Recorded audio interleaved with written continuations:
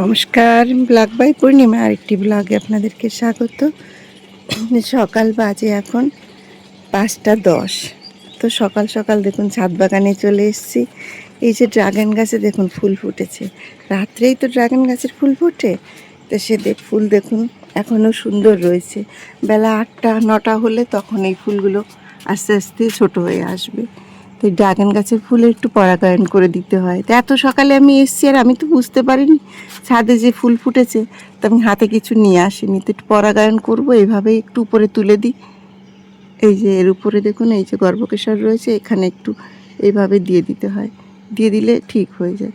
তো আমি যেহেতু হাতে কিছু নিয়ে আসিনি এত সকালে, আমি জানিও না ছাদের ফুল ফুটেছে, তো এভাবে দিয়ে দিলাম একটু। আর এই দেখুন কতগুলো কুড়ি এক জায়গায় হয়েছে, 1, 2, 3টে।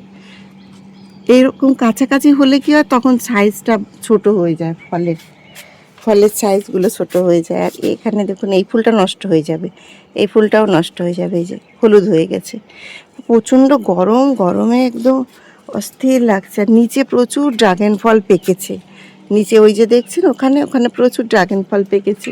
এদিকেও ড্রাগন ফল পেকেছে, এই দেখুন এখানেও ড্রাগন ফল পেকেছে। এই যে এগুলো তুলতে হবে।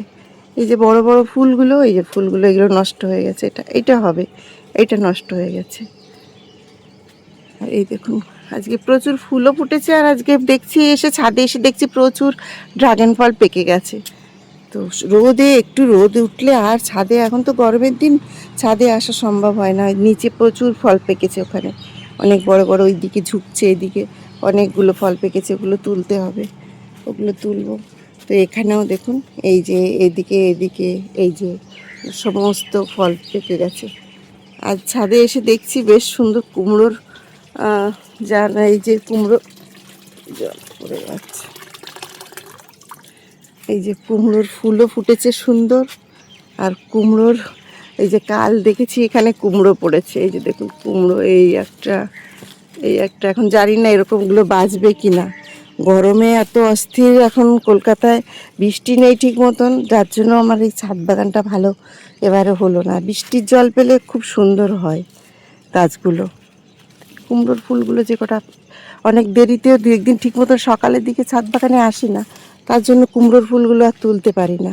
আজকে সকালে এসেছি, কুমড়োর ফুলগুলো দেখুন একদম সুন্দর সুন্দর কুমড়োর ফুল।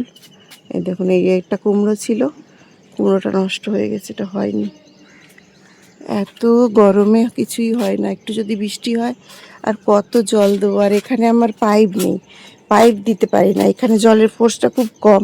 আমি এখানে জল মগে করে করে সমস্ত দিই, গাছে দিই, এতে করে আমার খুব কষ্ট হয় এইভাবে দিতে।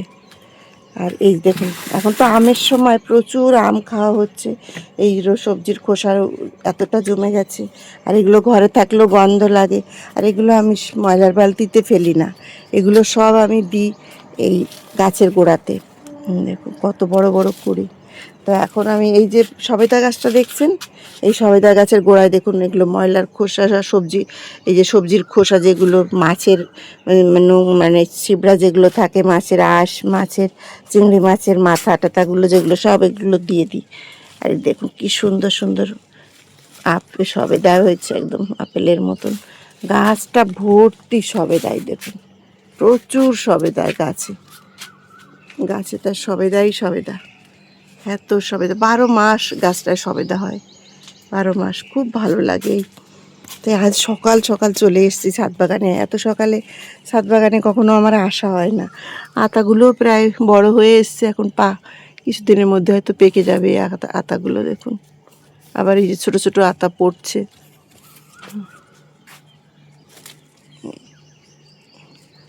এত গরমে গাছে জল ঠিক মতো না দিতে পারলে গাছগুলো কী করে বাড়বে। বেদানাটা অনেক বড় হয়ে গেছে, বেদানাটা তো তুলতে হবে এবার। তা না হলে মাঝে মধ্যেই আসে এখানে আমার ছাদ বাগানে, এখানে আসে হনুমান একটু বেশি বড় হয়ে গেলে এসে বেদানাগুলো প্রায় এই পাঁচিলের উপরে বসে বসে বেদানাগুলো খেয়ে যায়। এটা একটা সমস্যা।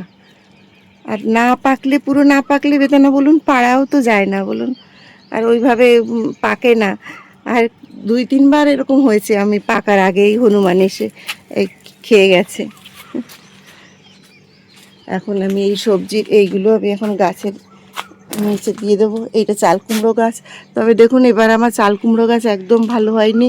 গত বছর কত সুন্দর চাল কুমড়ো হয়েছিল, এবার এই গরমের জন্য একদম ভালো হচ্ছে না, বৃষ্টি নেই, তার জন্য এখানেও একটা কুমড়োর ফুল এসছে দেখি আজকে। এই দেখুন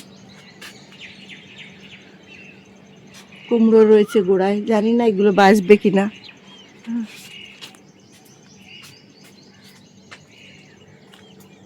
এগুলো এখন ঢেলে দেবো।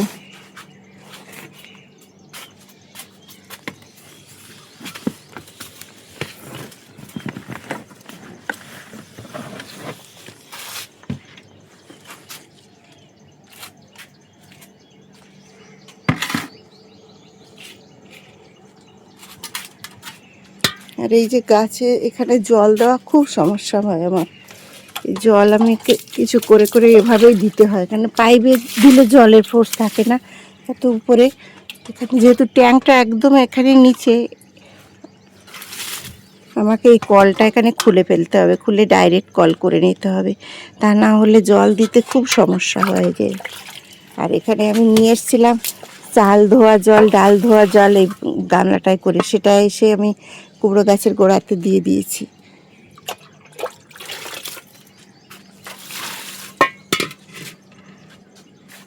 তো আজকের মতন ব্লগটি আমি এখানেই শেষ করছি। সুস্থ থাকবেন, ভালো থাকবেন। আমার ব্লগটি ভালো লেগে থাকলে প্লিজ একটি লাইক কমেন্ট করে আমার চ্যানেলটি সাবস্ক্রাইব করবেন, সঙ্গে থাকবেন।